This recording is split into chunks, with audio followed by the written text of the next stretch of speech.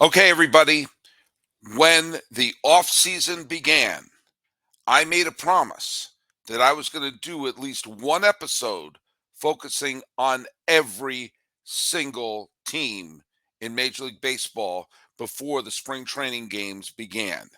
And we're making it just under the wire. Did I save the best for last? No. We're doing the Angels today.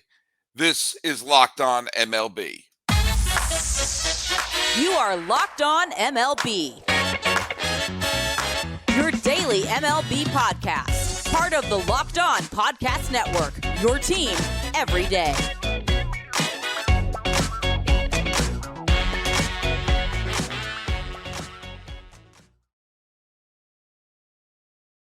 Hello, baseball fans, and welcome to Locked On MLB, part of the Locked On Podcast Network, where it's your team every day.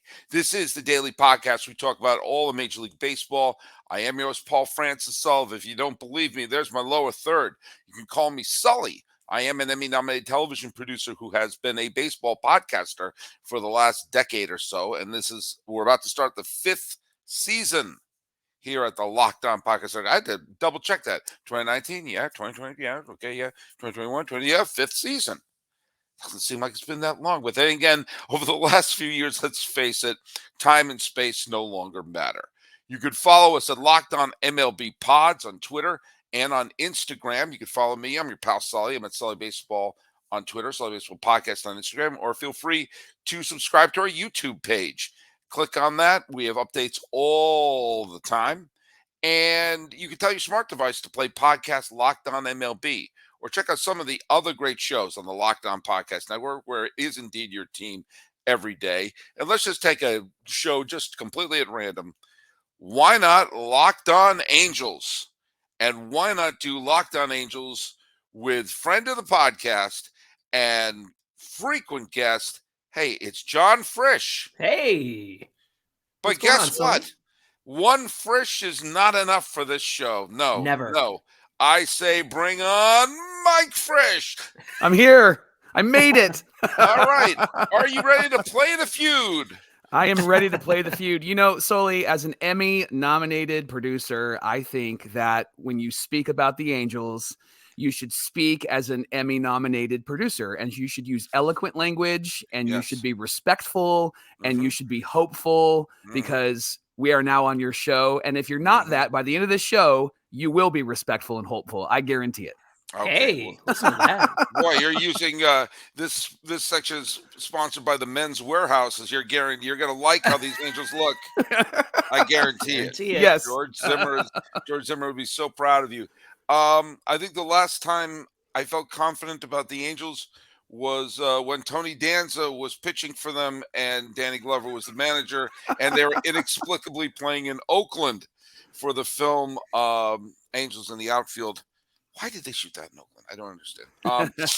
That's neither here nor there. Probably for the same reason they shot the Angels scenes in Naked Gun at Dodger Stadium. Not 100% sure why that happened either. Is something wrong with Anaheim? Seriously? Yes, there is something wrong in Anaheim. The Angels play there. I have to, if you've listened to the show, and I know I have been, you'll know that we did a ridiculously early look at the divisions with Miller Thomas earlier this week, and I was very harsh on the Angels. And I have to say this up front, especially if we're doing a crossover situation, and the Angel fans, I know there's some Angel fans who are thrilled that we're doing an Angels crossover right now. I cannot say this enough. I am not a hater of the Angels. I grew up in New England as a Boston fan, and I am going to trash the Red Sox, okay, like crazy. My job here is to not be like, hey, the teams I want to win are all great and everyone's going to be happy and it's going to rain ice cream. No, I want the Mike Trout game in October. Yeah. We've had the Bryce Harper moment with his home run that essentially sent the Phillies to the World Series this year. Mm-hmm. When we have our superstars, I want them to have their moment. And as of this recording, someone pointed out that Mike Trout has been to more Philadelphia Eagles playoff games than he has been to Angels playoff games. Ouch. So I want that to happen. And I want Shohei Ohtani to pitch and hit on the big stage. Yeah. And I was Yeah. rooting for Joe Madden to win a series in both the American League and National League, cementing his trip to the Hall of Fame. And for a while, when they were in first place, I was going to go like, hey, look at that. This is this the Angels' year? And then almost instantly, like the high tide knocking over a sandcastle, it went from, is this our year, Angel fans, to Joe Mannon's updating his LinkedIn page and he's fired. Right. And they're narrowly avoiding 90 losses. Right. Okay. I got the Frisches here. I've seen nothing in this offseason that makes me think, now they've got it. Really? No, really, Okay. I don't. I actually think they look worse. Really? So I have no faith in this team. Huh. And I think that the Ohtani situation is going to hang over them like the Hindenburg. So I'm not even an Angel fan. I just want to see Mike Trout on the biggest stage talk me off the ledge. As someone who's currently attending Cal State Fullerton with connections to Orange County. Right. Let's go. Well, Sully, when I used to get bullied as a kid, I'd always bring my big brother to those things. So I'm glad Mike's here to help me take on Sully the bully. I'm Eeyore. All right. So here's the deal, Sully. I would expect somebody who doesn't follow the Angels to say exactly what you say, because what has happened in the media is that they have said a lot of things because they're not following them extremely close. When the Angels made the trade for Hunter Renfroe, we traded 3 terrible pitchers for Hunter Renfroe. And Buster Olney said, oh man, this pitching organization that has no pitching, they traded all of these guys. They need pitching. And what a terrible trade it was. But every single Angel fan went, it was Jansen junk and 2 other guys that are literally junk. And so that's kind of the perspective that a lot of the national media and including the entire country have of the Angels. Here's why we're excited about this team. This team last year had 1,250 plate appearances with players who were below average as major league ball players, meaning that an average player has a 2-point WAR. They had 43% of their plate appearances with players that are below average major league ball players. And then on the flip side, they were in the top 10 with the most plate appearances with players who have a 3 average WAR, meaning it's Mike Trout and Shohei Ohtani and Taylor Ward, which basically means that we had no middle class. There was no middle class. There was no meat on this bone. And so what Perry Manassian did this offseason is he went and got guys that are meat on the bone. So instead of a guy like Jose Rojas or Tyler Wade or Matt Duffy in the lineup for us, we're going to have guys like Brandon Drury and Gio Urshela and Hunter Renfroe. And you can't tell me that Hunter Renfroe isn't an improvement over Juan Lagares, who really is a terrible outfielder. And that's really what Perry Manassian has done this offseason. And the stats show, and MLB.com had a great article about this, the stats show that if we had these 1,250 plate appearances reversed and had just an average ball player who is average, not below average, but average, we would have been a playoff team because we were giving it bats to people like me and John. I mean, we were giving it bats to people that don't belong on the major league roster.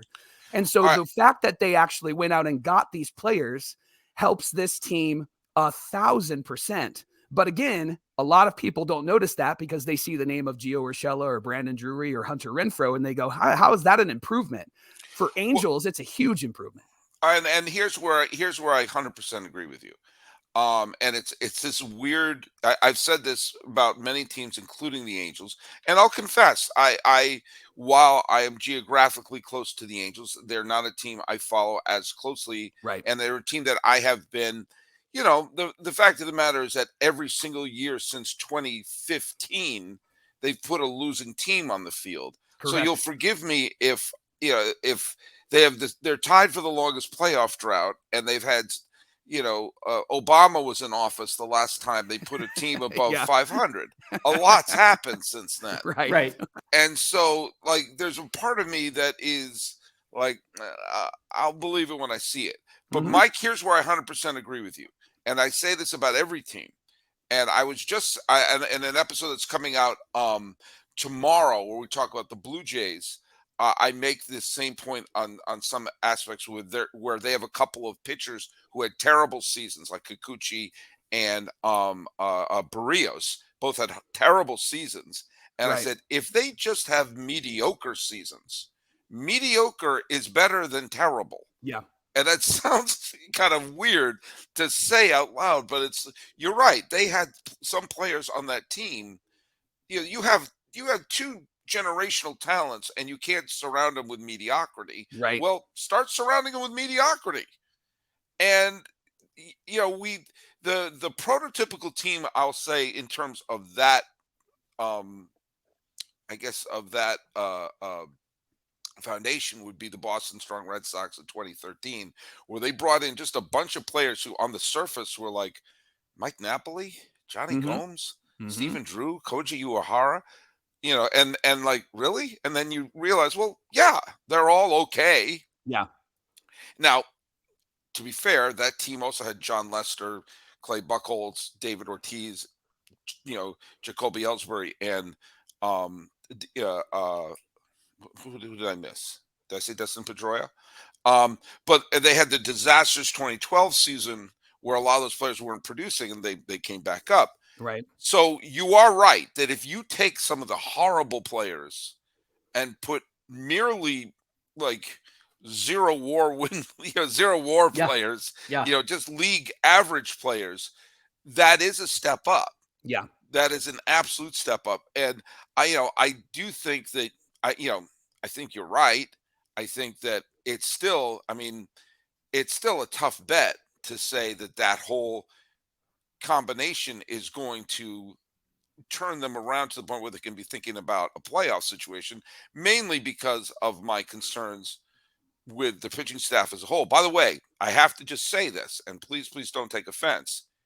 If you're making any bets, go to FanDuel.com. FanDuel.com is our new partner. We're midway through the NBA season, and now's the perfect time to download FanDuel, America's #1 sportsbook, because new customers get a no-sweat first bet up to $1,000. That's bonus bets back if your first bet doesn't win. Just download the FanDuel Sportsbook app. It's safe, secure, and super easy to use. Then you can bet on everything from the money line to point scores to threes drained. Plus, FanDuel even lets you combine your bets for a chance at a bigger payout with same-game parlay. So don't miss out on the chance to get your no-sweat first bet up to $1,000 in bonus bets when you go to FanDuel.com/lockedon. That's FanDuel.com/lockedon. Turn more. Make every moment more with FanDuel, an official sporting bets partner of the NBA. Hey, get that banner out of here. I'm covering up poor Mike's lower third there. All right. We talked about FanDuel enough. There is the elephant in the room, and it's not Stomper, the mascot of the A's. It is the pitching staff. Got to meet him at the All-Star game, by the way. It's a dude in a costume, right? What? I had on my old podcast AJ Mass, who was Mr. Met for a little bit. Oh, cool. That's cool. Someone I knew, a comedian I knew who she was a very talented improv performer, was Tony the Tiger at an event at Dodger Stadium. It's just when you meet the people who are in the costume, it makes life a wonderful thing. All right, look, Patrick Sandoval wasn't bad. Obviously, Shohei Ohtani was top 5 Cy Young? Yeah. He didn't make the top 3, but No. which I actually thought he should have. He should have. But again, fine year. Better than I thought he was going to pitch. I thought the scuttlebutt for me with him was going to be He is a very good offensive player and a fine pitcher. But he pitched like a true ace last year. He was great.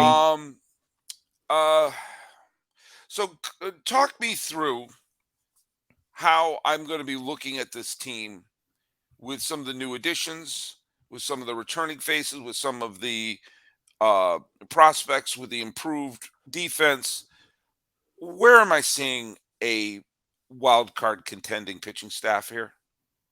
Well, I think if you got to start obviously with the pitching staff because they were phenomenal last year. And you brought up Patrick Sandoval. An interesting stat with Patrick Sandoval is that he left 8 of his starts with the lead. He had pitched 5 innings at least and left 8 of his starts with the lead. So that record that he had last year, I believe 5-9, should have been flipped around. And it should have been much better. People should.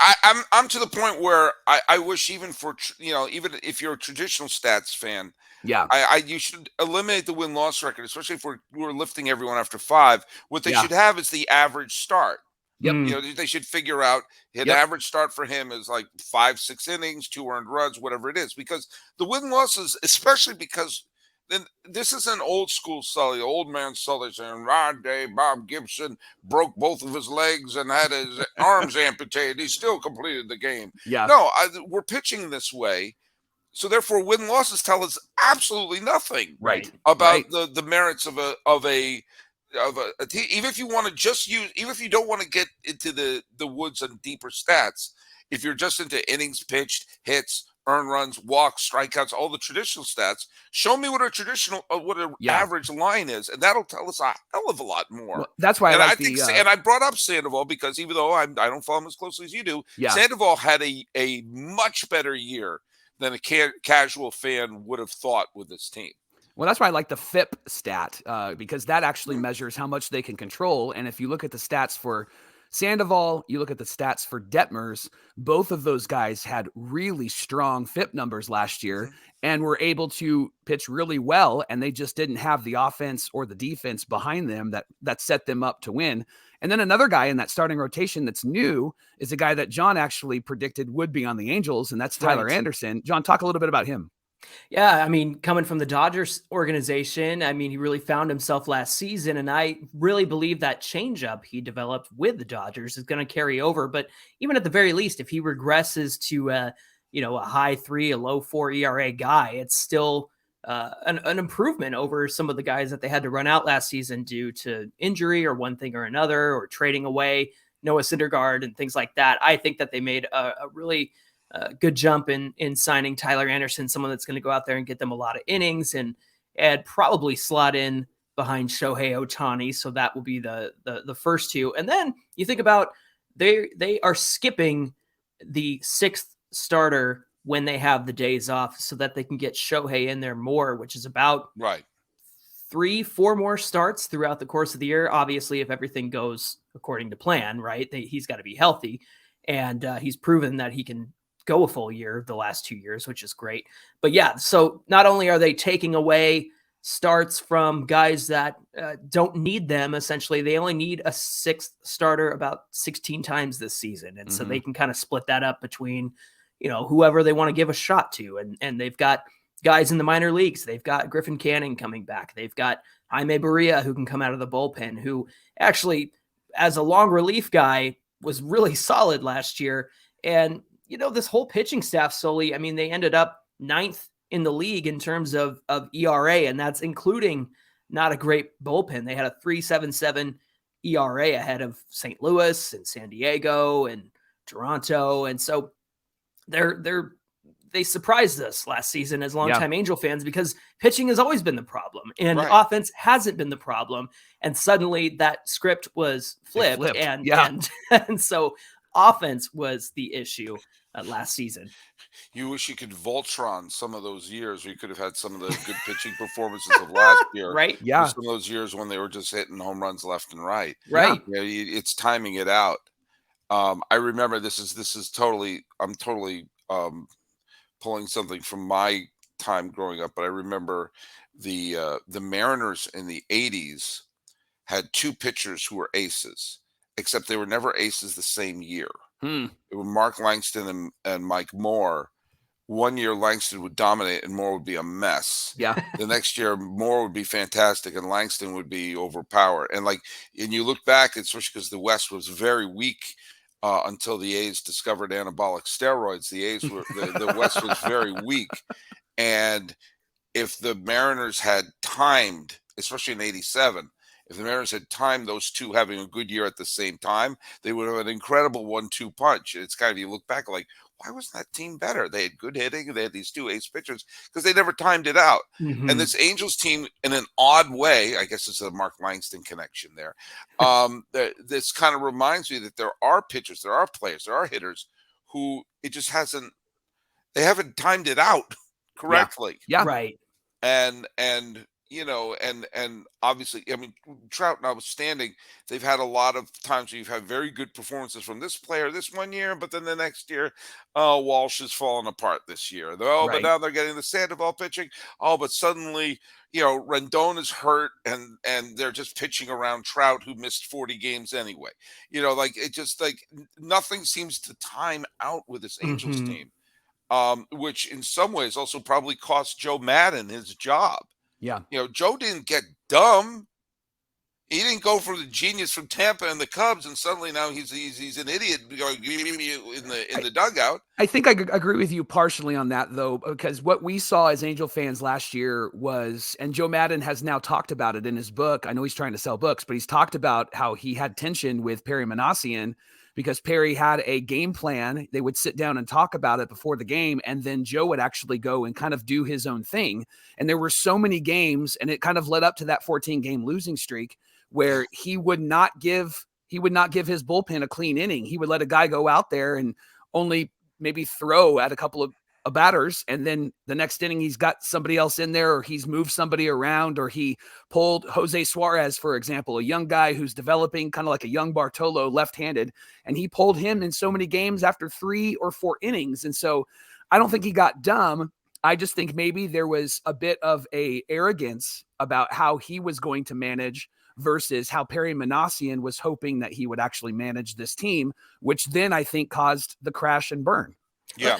And the forward-thinking Joe Madden of Tampa and, even Chicago, like, where was that guy with our Halos? Like, that seemed to be missing. That quality seemed to be missing. And he's only proven that in the conversations and the book and all of the podcasts he's been on since he was dismissed. It's like, where'd that guy go? Because that's not who he got, and that's not who he is anymore. It's strange. And no, I don't think it's strange for this reason.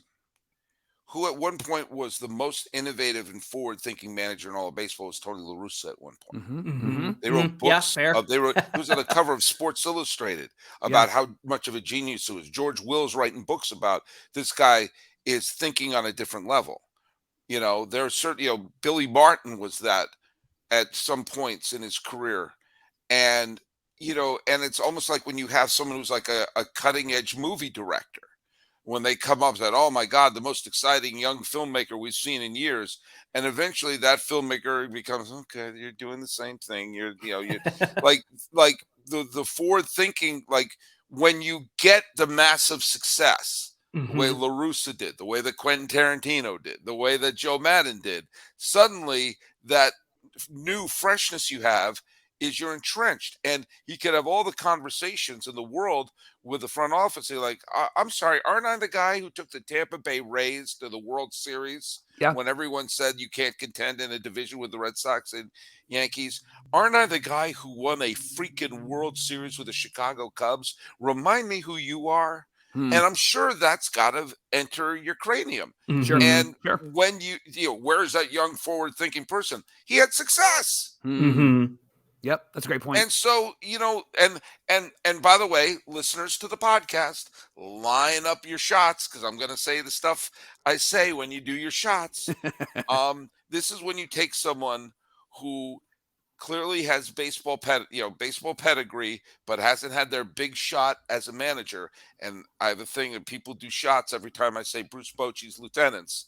But Bruce Bochy won 3 World Series with 2 dudes, like, guys like Roberto Kelly and Hensley Mullins and Tim Flannery and Ron Wotus, all these people who, I mean, I've been leaning on Roberto Kelly and Hensley Mullins, two guys who have been, major league players.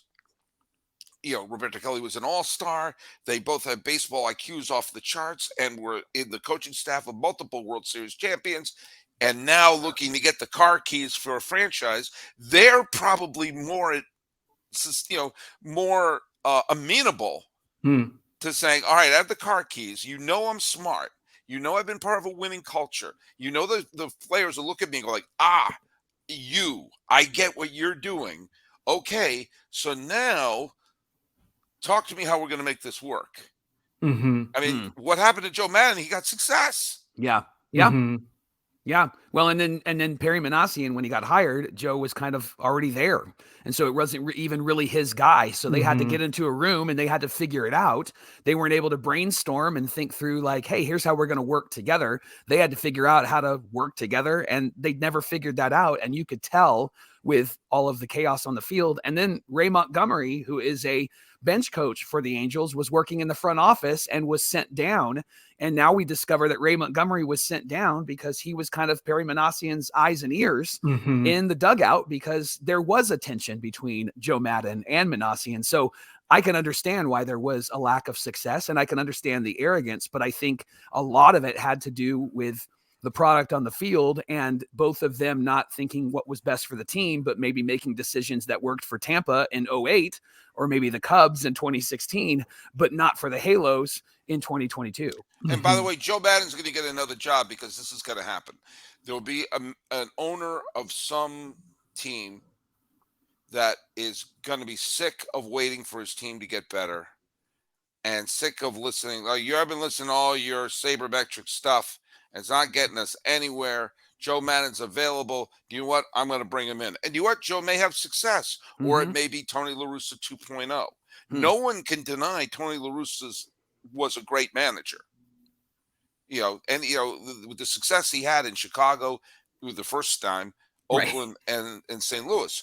But he was out of the game for 10 years. Right. And a lot can happen in the mindset in 10 years. And he clearly was being overmatched as a manager. Yeah. And also was of the mentality of, don't you tell me what to do. I'm Tony F. and La Russa. Right.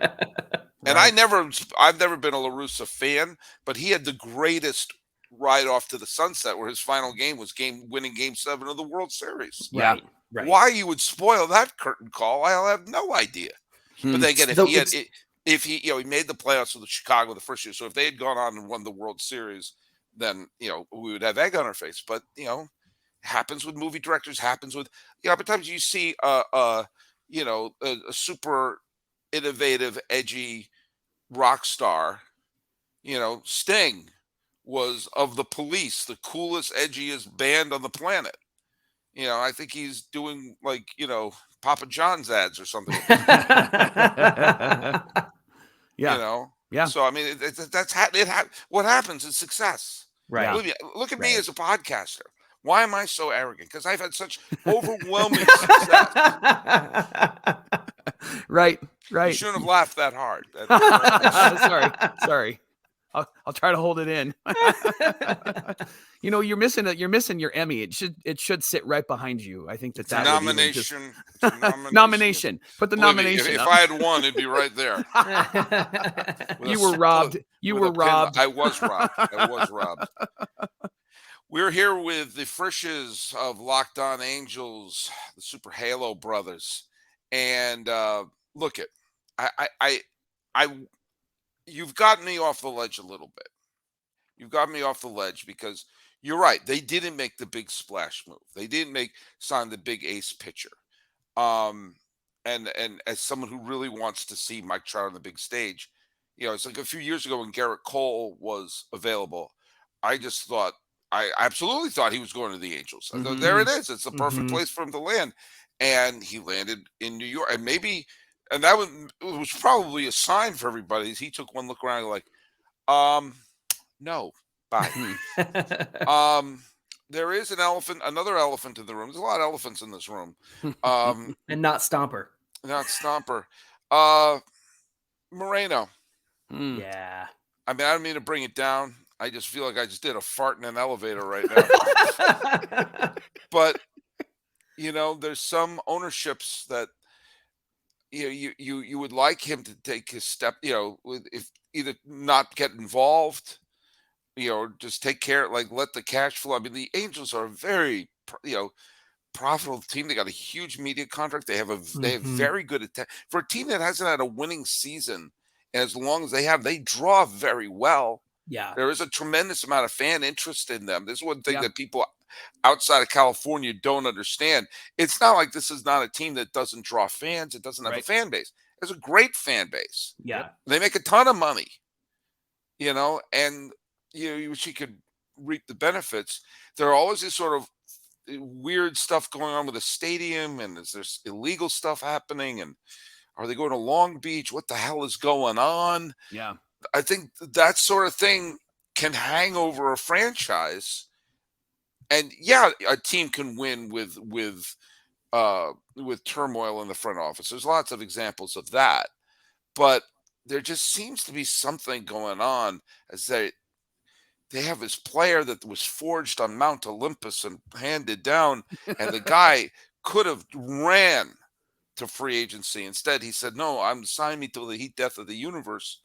But I think the question of Ohtani is going to hang over this team all year. Mm-hmm. Yeah. That and because Trout has very deep roots with the Angels. He wants to be the greatest Angel, and he doesn't want to get hop onto a championship team at the end of his career where he won with the Dodgers and Right. He wants to win with the Angels. Mm-hmm.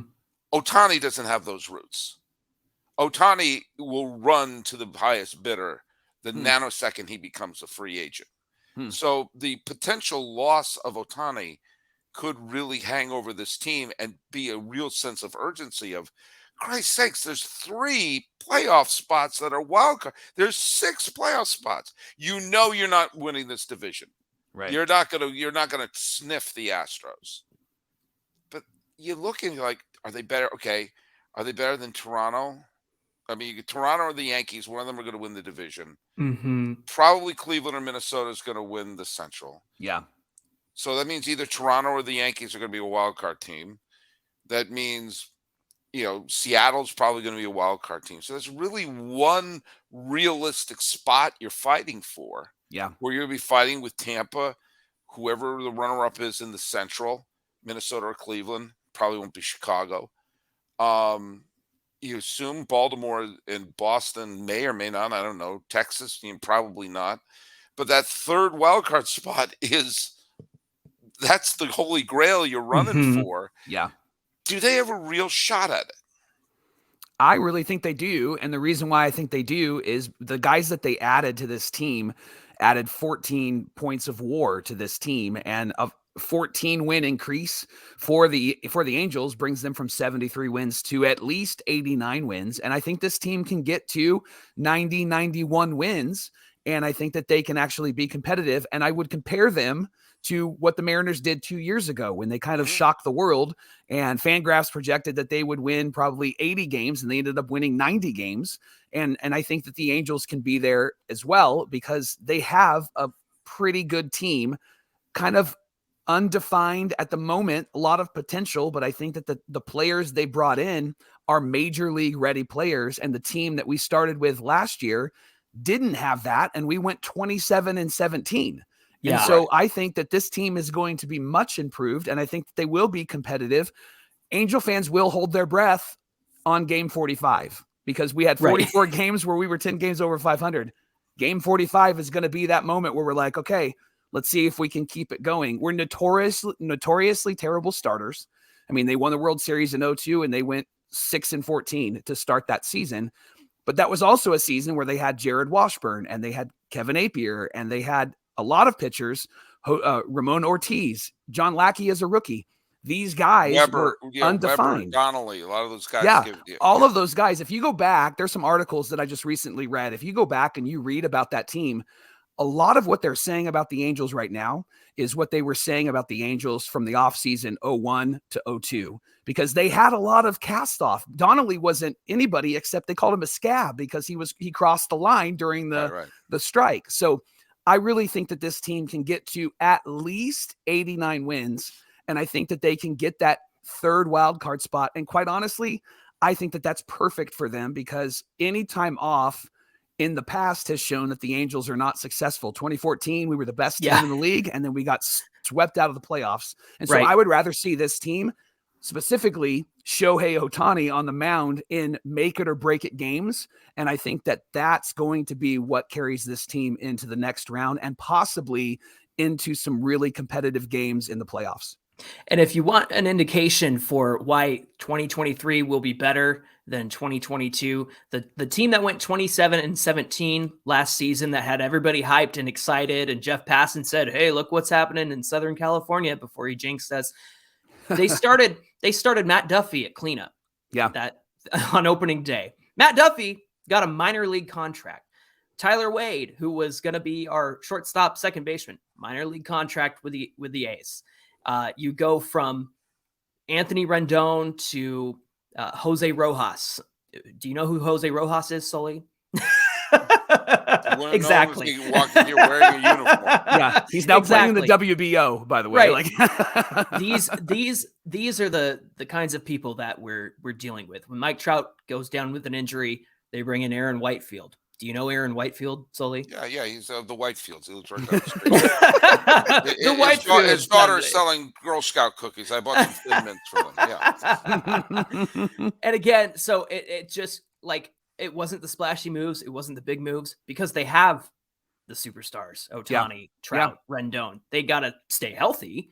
Yeah. But when you've got a sandwich with no lettuce and tomato and beef in the middle. You've got 2 slices of bread and your superstars, and then you got nothing in the middle. I think they added to that Angels sandwich, if you will. He won't. That look tells me he won't. we may have to call this episode the Angels Sandwich. There you go. I like it.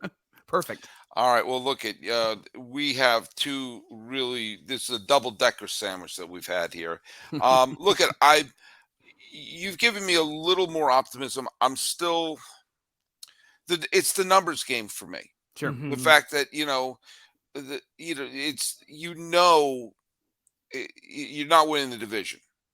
Right. The Astros, unless the Astros have a cataclysmic number of injuries. Yeah. I think the Astros are heads and shoulders the best team in the American League now. They stay healthy, so they just stay healthy constantly. They're going to be fine. Yeah. They're going to be fine. I think they're going to win 100 games, and I actually think Seattle is going to be, low 90s. I think both the Blue Jays and the Yankees are going to be mid to low 90s. I think Tampa. Remember who Tampa was a mash unit last year and still got a playoff bid. Mm-hmm. I think are going to be a high 80s win team. And if everything goes right, they may be a low 90s. I think I think Cleveland and Minnesota are both mid 80s win teams. I think Cleveland's going to regress a little. I think Minnesota, who just had a bad last month, I think they're going to come back a little bit. I have no faith in Chicago. I think Baltimore's going to regress. I think Boston is a mess. I think Detroit's a mess. I think Kansas City's a mess. Yeah. I'll buy Texas when I see it. They keep bringing all these people who are in full body casts and saying, "Oh, we're going to get if we get 30 starts out of DeGrom." I said, "Over how many years?" Right. And and he already pulled something or felt something on Wednesday. I oddly